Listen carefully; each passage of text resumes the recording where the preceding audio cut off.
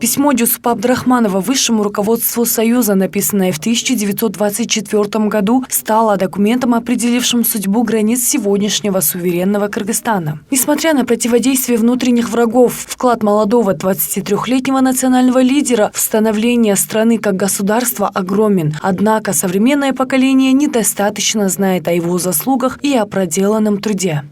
Кыргызстандын азыркы чегарасы 24-жылдан баштап күрөшүп отуруп туруп, Если бы не он, то Кыргызская республика не появилась бы на карте. Мы бы окончательно лишились государственности. Национальная элита кыргызов в лице Джусупа Абдрахманова и многих других лидеров сумела установить государственность. На самом деле, большинство из них не имели даже высшего образования, но у них чувство патриотизма было сильнее в разы. Джусуп Абдрахманов в течение многих лет вел тяжелую борьбу за продвижение своих идей, чтобы Кыргызстан стал в составе Советского Союза. Прежде чем в 1924 году в ЦИК принял историческое постановление об образовании в составе РСФСР Каракиргизской автономной области. А потом в 1991 году мы получили независимость. Все это благодаря усилиям Джусупа Абдрахманова.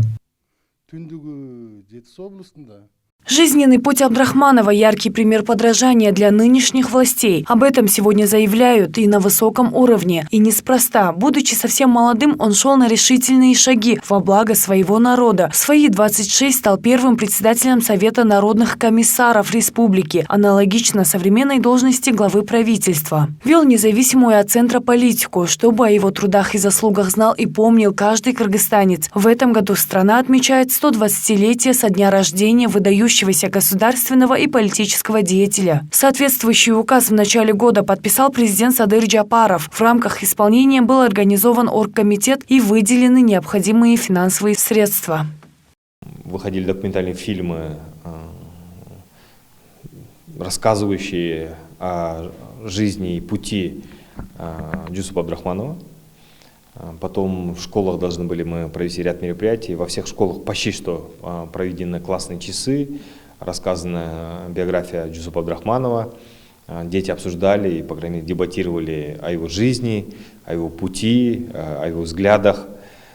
Потом проводили научные конференции в городе Бишкек с участием наших видных исследователей и профессоров именно по пути, по жизни Джусупа Абдрахманова.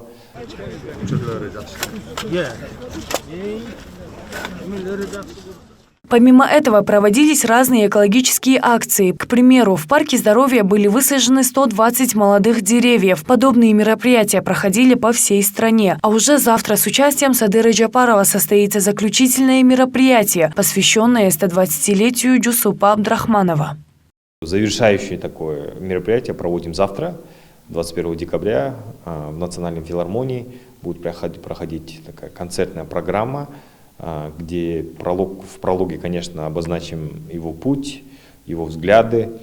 И будет концертная программа с участием наших видных деятелей культуры, видных общественных деятелей, политических деятелей, ну и с участием президента Кыргызской республики Садыра Нурбулатовича Джапарова.